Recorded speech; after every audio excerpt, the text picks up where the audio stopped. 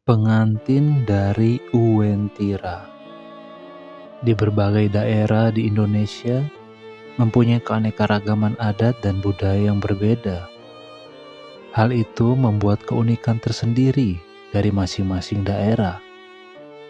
Selain adat dan budaya, ada juga kepercayaan akan hal-hal gaib atau di luar nalar manusia. Diyakini, dunia orang hidup dan orang mati sebenarnya berjalan beriringan dan hanya disekat oleh sesuatu. Dipercaya juga bahwa adanya kerajaan jin yang tersebar di berbagai penjuru daerah di Indonesia, termasuk di daerah Pulau Sulawesi, tepatnya di daerah kebun kopi di kawasan hutan belantara antara kota Palu dengan Kabupaten Mutong, Sulawesi Tengah. Dikenal dengan sebutan kota Uwentira atau kerajaan jin. Diyakini mempunyai ciri fisik yang menyerupai manusia. Namun, ada perbedaan di mana bangsa Uwentira tidak mempunyai lekukan di atas bibir seperti halnya manusia.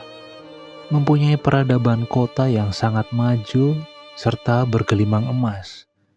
Mereka diyakini mempunyai pola yang sama dengan manusia biasa, yakni berkeluarga dan bekerja. Namun terkadang, mereka juga mencintai sosok dari dunia orang hidup. Sofyan tidak pernah percaya pada cerita-cerita mistis tentang Uwentira, kota gaib yang konon berada di tengah hutan antara Palu dan Poso. Tapi malam itu, keyakinannya mulai goyah. Ia baru pulang dari perjalanan bisnis. Mobilnya melaju di jalan Trans Sulawesi yang sepi. Jam menunjukkan pukul 23.30. Kabut turun pekat membuat jarak pandang hanya beberapa meter. Tiba-tiba, ia melihat seorang perempuan berdiri di pinggir jalan. Rambutnya panjang tergerai, mengenakan pakaian berwarna kuning. Wajahnya pucat diterpa sinar lampu mobil. Sofyan menepikan mobil. "Kakak sendirian di sini?" Perempuan itu hanya tersenyum tipis. "Saya menunggu seseorang seperti Anda." Sofyan merinding, tapi entah kenapa ia merasa terhipnotis. Perempuan itu masuk ke mobil tanpa ia persilahkan. Aroma wangi memenuhi kabin. "Nama saya Aini," katanya pelan. "Saya tinggal tidak jauh dari sini." Mereka melanjutkan perjalanan. Namun Sofyan menyadari mereka melewati jalan yang seharusnya tidak ada. Jalan itu berkelok-kelok diapit tebing batu dan jurang. Mereka berhenti di sebuah gerbang megah yang berdiri di tengah hutan. Gerbang itu terbuat dari batu putih yang bersinar samar. "Masuklah," kata Aini. Sofyan menelan ludah, tapi entah kenapa ia menuruti. Begitu melewati gerbang, suasana berubah. Jalan menjadi mulus seperti marmer. Lampu-lampu berderet di kiri kanan jalan dan rumah-rumah besar berdiri di kejauhan. "Selamat datang di Uwentira," bisik Aini. Sofyan tertegun. Bukankah Uwentira hanya cerita rakyat? Tapi ia melihatnya dengan mata kepala sendiri. Aini membawanya ke sebuah rumah besar bergaya Eropa. Di dalamnya, beberapa orang menunggu. Mereka semua tampak cantik dan tampan, berpakaian rapi seperti tamu undangan pesta. "Kami sudah lama menunggu," kata seorang lelaki tua dengan senyum lebar. "Akhirnya kau datang." Aini menggandeng tangan Sofyan. "Mereka ingin kita menikah malam ini." Sofyan mundur setapak. "Apa? Kita bahkan baru bertemu." Aini menatapnya dengan mata yang bersinar aneh. "Kami sudah lama mengenalmu. Kamu yang belum mengenal kami." Sebelum Sofyan sempat menjawab, dua pria tinggi berpakaian serba putih mendekat dan mempersilahkannya duduk di kursi besar. Pesta dimulai. Musik gamba halus terdengar entah dari mana. Sofyan diberi minuman berwarna keemasan. Begitu ia meneguk, kepalanya terasa ringan dan pandangannya berkunang-kunang. Saat sadar, ia sudah mengenakan pakaian pengantin adat berwarna putih keemasan. Di depannya, Aini berdiri anggun dengan senyum yang memikat. "Sekarang kau menjadi bagian dari kami," bisik Aini. Sofyan tidak mengerti apa yang terjadi, tapi semua tamu bersorak gembira. Malam itu ia menikah dengan Aini di Uwentira. Pagi berikutnya, Sofyan terbangun di sebuah kamar yang indah. Tirai tipis berwarna emas berayun perlahan. Bau wangi masih memenuhi ruangan. Di sampingnya, Aini duduk dengan tenang, mengenakan pakaian kuning keemasan. "Selamat pagi, suamiku." Kata-kata itu membuat Sofyan tercekat. Malam tadi terasa seperti mimpi, tapi cincin emas di jarinya terasa nyata. "Apa yang terjadi semalam?" tanya Sofyan dengan suara bergetar.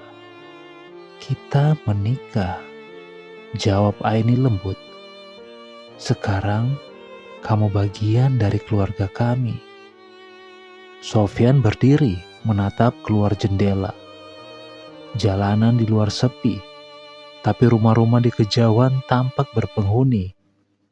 Sesekali terlihat sosok orang berjalan dengan gerakan lambat. Wajah mereka terlalu sempurna, seperti patung hidup. "Aku harus pulang," kata Sofyan. "Keluargaku pasti mencariku." Aini tersenyum, tetapi matanya tampak sedih. "Kamu bisa pulang, tapi kamu harus kembali. Aku tak suka ditinggalkan." Sofyan merasa dadanya sesak.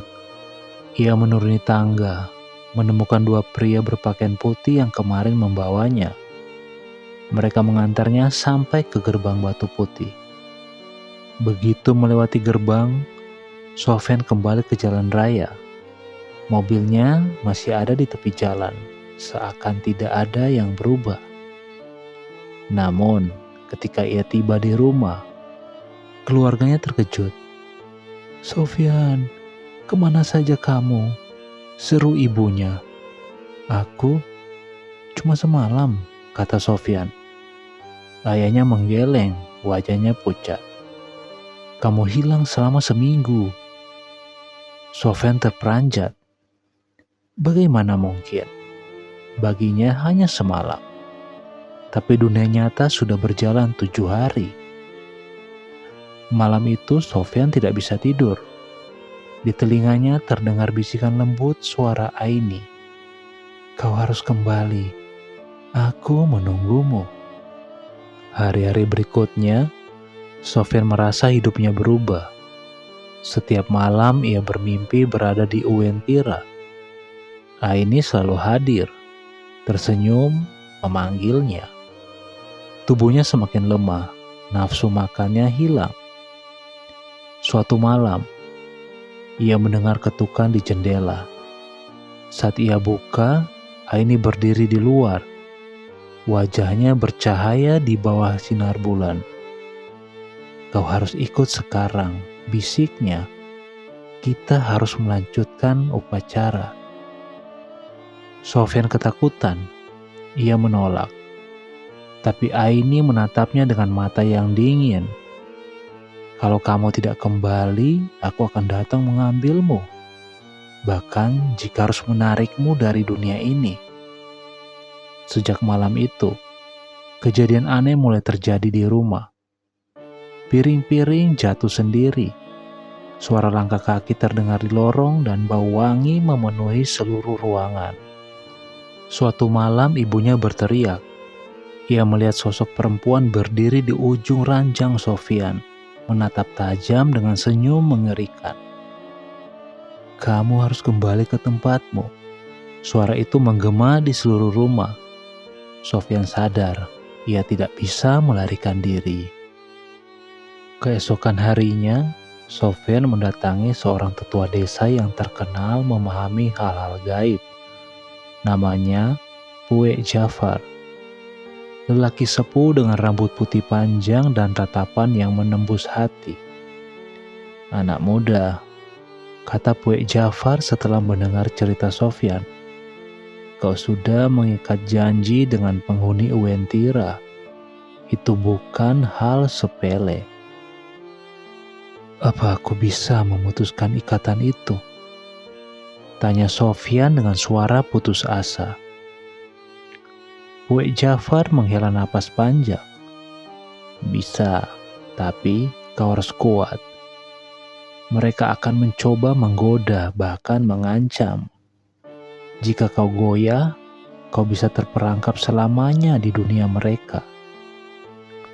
Pue Jafar memberi Sofyan seikat daun sirih, garam, dan seutas benang hitam. "Letakkan di pintu kamar. Bacalah doa setiap malam. Jika dia datang, jangan tatap matanya. Jangan jawab panggilannya." Malam itu Sofyan mengikuti semua petunjuk. Ia meletakkan daun sirih dan garam di pintu, lalu duduk bersila membaca doa. Sekitar tengah malam, udara menjadi dingin. Bau wangi menyengat hidung. Ketukan lembut terdengar di jendela. "Sofyan," suara Aini, lembut tapi mendesak. Sofyan menutup telinga, membaca doa lebih keras. Ketukan berubah menjadi hentakan keras, jendela bergetar. "Kamu milikku," suara itu kini marah. Tiba-tiba, bayangan seseorang melintas di dalam kamar.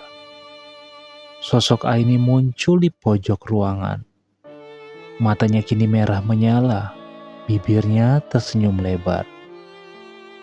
Sofyan menunduk, tak berani menatap. Tubuhnya gemetar hebat.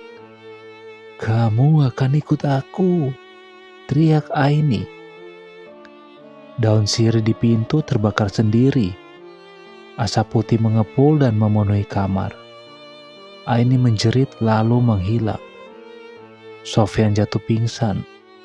Pagi harinya, ibunya menemukannya di lantai. Wajah pucat, bibir kering. "Nak, kamu harus cari pertolongan yang lebih kuat. Kalau tidak, kita semua akan celaka." Hari itu juga, Sofyan kembali ke Pue Jafar. Tetua itu tampak khawatir. "Dia semakin kuat. Kau harus ikut aku ke batas Uwentira malam ini. Kita harus kembalikan cincin itu dan putuskan pernikahanmu." Sofyan menggigil. "Batas Uwentira?" "Iya, gerbang yang kau lewati waktu pertama kali. Tapi ingat, jangan pernah makan atau minum apapun di sana. Jangan bicara kecuali saat aku menyuruh." Menjelang malam mereka berangkat. Jalan menuju hutan terasa sunyi. Pohon-pohon tampak lebih gelap dari biasanya. Sampai di gerbang batu putih, udara berubah. Angin berhenti bertiup. Suasana hening mencekam. Pue Jafar menancapkan gumah, sejenis keris di tanah, lalu menyalakan dupa. "Panggil dia," bisiknya pada Sofyan. Sofyan menelan ludah. Dengan suara gemetar, ia memanggil nama Aini. Dari balik kabut, Aini muncul. Wajahnya lebih cantik daripada sebelumnya, tapi tatapannya menusuk hati. "Suamiku," suaranya lembut. "Kau akhirnya datang." Sofyan berusaha berdiri tegak meski lututnya lemas. Aini berjalan mendekat perlahan. Langkahnya nyaris tak terdengar. Setiap langkah membuat kabut di sekeliling mereka bergerak, seolah membuka jalan. Kau meninggalkanku, bisik Aini. Kau janji akan kembali. Puek Jafar berdiri di samping Sofyan. Suaranya tenang. Aini, kami datang untuk mengembalikan apa yang kau berikan. Pernikahan ini harus dibatalkan. Tatapan Aini berubah dingin. Tidak ada yang bisa membatalkan. Ia sudah menjadi bagian dari kami. Sofyan menggenggam cincin emas di jarinya. Lalu dengan tangan gemetar melepasnya. Ia meletakkan di tanah di depan Aini. Aku tidak bisa ikut denganmu, kata Sofyan lirih. Aini menatap cincin itu lama, lalu tersenyum samar. Kalau begitu, kau memilih mati di dunia ini, karena jiwamu sudah terikat padaku. Kabut semakin pekat. Dari balik hutan, sosok-sosok berwarna putih muncul satu persatu. Wajah mereka kosong, mata mereka hitam. Mereka mengelilingi Sofyan dan Puek Jafar. Puek Jafar mulai melantunkan mantra dengan suara keras. Garam yang ia taburkan membentuk lingkaran bercahaya di tanah. Sosok-sosok itu mendesis, tidak bisa mendekat. Namun Aini tetap melangkah maju. Wajahnya kini berubah, lebih pucat. Mata merah menyala, mulutnya terbuka lebar menampilkan gigi runcing. Kalau kau tidak ikut sekarang, aku akan datang mengambilmu dan keluargamu. Sofyan hampir berteriak, tapi Puek Jafar menggenggam bahunya. Jangan bicara, tahan sampai selesai. Puek Jafar mengangkat kurmanya, lalu menusukkannya ke tanah tepat di tengah lingkaran garam. Tanah bergetar, suara seperti guntur terdengar di kejauhan. Aini berteriak marah. Kalian tidak bisa memutus ikatan ini. Tiba-tiba angin kencang bertiup, membuat pohon-pohon meliuk. Cahaya dari lingkaran garam hampir padam. Sofyan merasakan tubuhnya ditarik ke depan oleh kekuatan tak terlihat. Dengan sisa tenaga, ia menahan diri sambil memejamkan mata. Puek Jafar mempercepat mantranya, suaranya semakin lantang. Lalu cahaya terang memancar dari guma. Sosok-sosok putih berteriak dan menghilang satu persatu. Kabut terpecah, memperlihatkan langit malam berbintang. Aini terdorong mundur. Tubuhnya mulai memudar seperti asap. Tapi ia masih tersenyum. Ini belum selesai, Sofyan. Aku akan datang lagi. Kita sudah terikat. Kau tidak akan pernah benar-benar bebas. Lalu ia lenyap bersama kabut terakhir. Sofyan jatuh tersungkur. Napasnya memburu. Puek Jafar menatapnya serius. Kita berhasil memutus sebagian ikatan. Tapi benar kata dia, kau belum sepenuhnya bebas. Jadi, dia masih bisa kembali. Suara Sofyan bergetar. Puek Jafar mengangguk pelan. Selama cincin itu tidak dikubur dengan benar, jiwanya akan terus mencarimu. Sofyan menggigil. Ia menatap cincin emas yang kini berkilau aneh di tanah. Puek Jafar mengambil cincin emas itu dengan hati-hati dan membungkusnya dengan kain putih.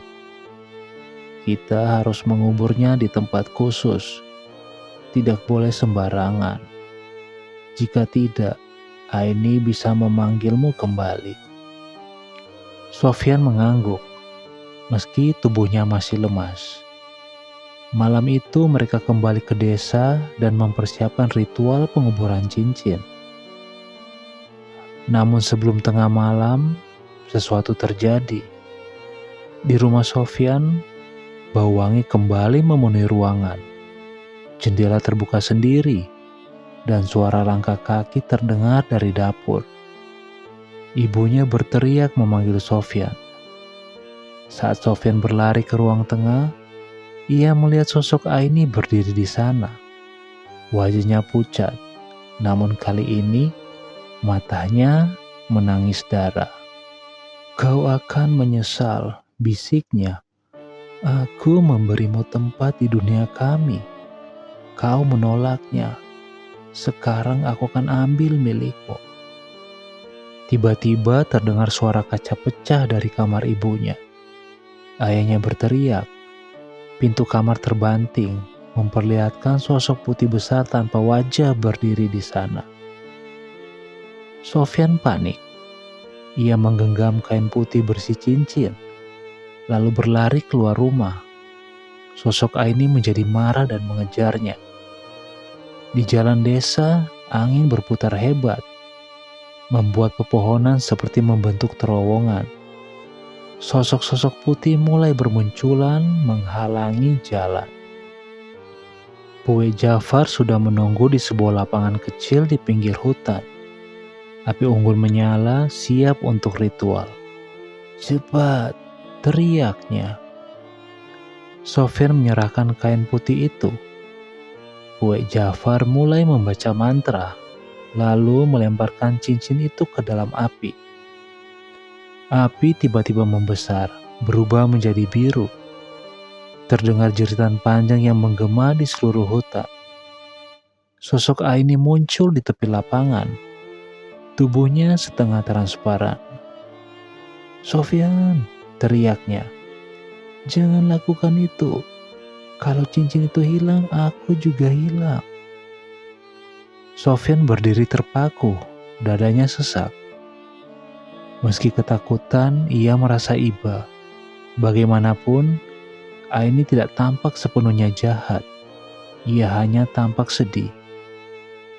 Aku mencintaimu," kata Aini dengan suara lirih. "Aku hanya ingin kita bersama."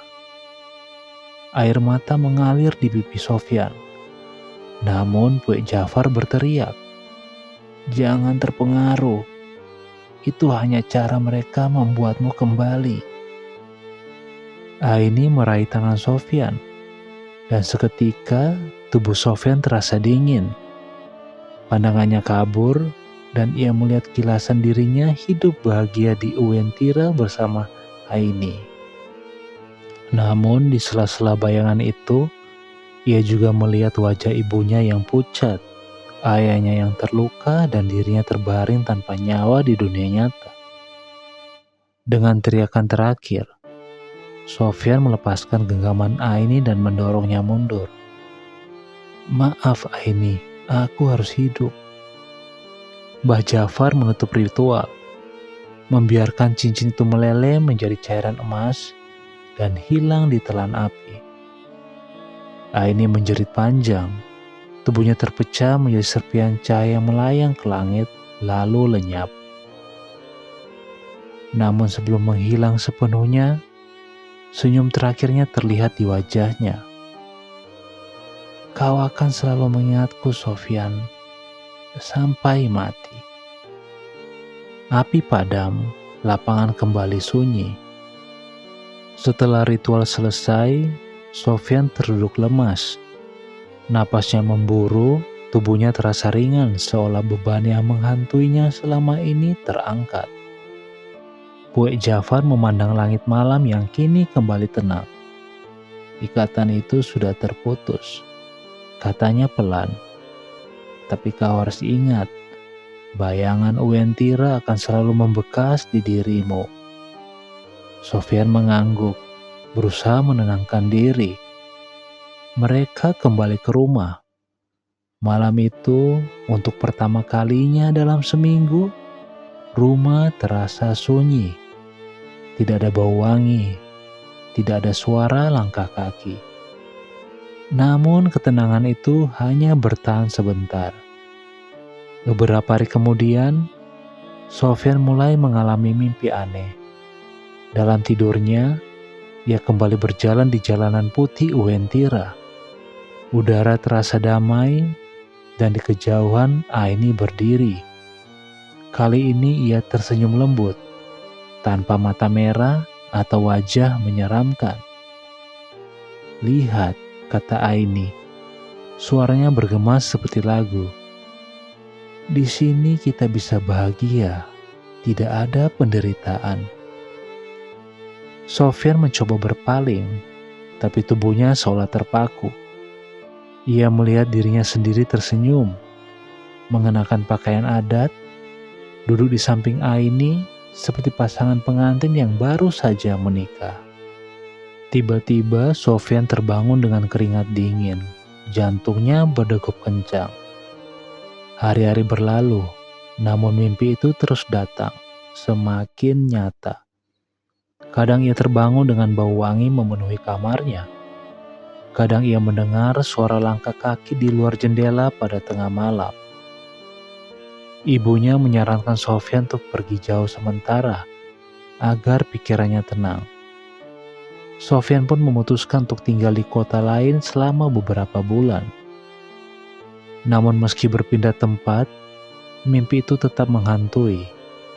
Suatu malam ketika ia terbangun, ia mendapati seutas kain putih di samping tempat tidurnya. Kain itu sama dengan yang pernah membungkus cincin Aini. Di ujung kain ada noda emas yang berkilau samar. Sofyan terdiam lama, merasakan bulu kuduknya meremang. Dari sudut ruangan, samar-samar terdengar suara bisikan. "Aku menunggumu." Lampu kamar tiba-tiba berkedip lalu padam. Dalam kegelapan, Sofyan melihat bayangan perempuan berdiri di pojok ruangan. Pakaian kuning, senyum tipis. Meski tubuhnya bergetar, entah kenapa Sofyan merasa tenang. Bibirnya hampir menyebut nama itu. Lalu suara ibunya terdengar dari luar pintu memanggil namanya. Bayang itu menghilang seketika. Sofyan menyalakan lampu dengan tangan gemetar. Kain putih itu masih ada di ranjang, seolah menjadi pengingat bahwa ikatan itu mungkin tak akan pernah benar-benar hilang. Di luar jendela, malam begitu hening, tapi dari kejauhan, samar-samar terdengar gamba halus, seperti mengiringi pesta pernikahan yang hanya ada di dunia lain. Sofyan menutup mata. Dalam hatinya ia tahu, suatu hari nanti, cepat atau lambat, ia mungkin akan kembali ke Uentira. Dan kali itu, mungkin ia tidak akan pernah kembali lagi.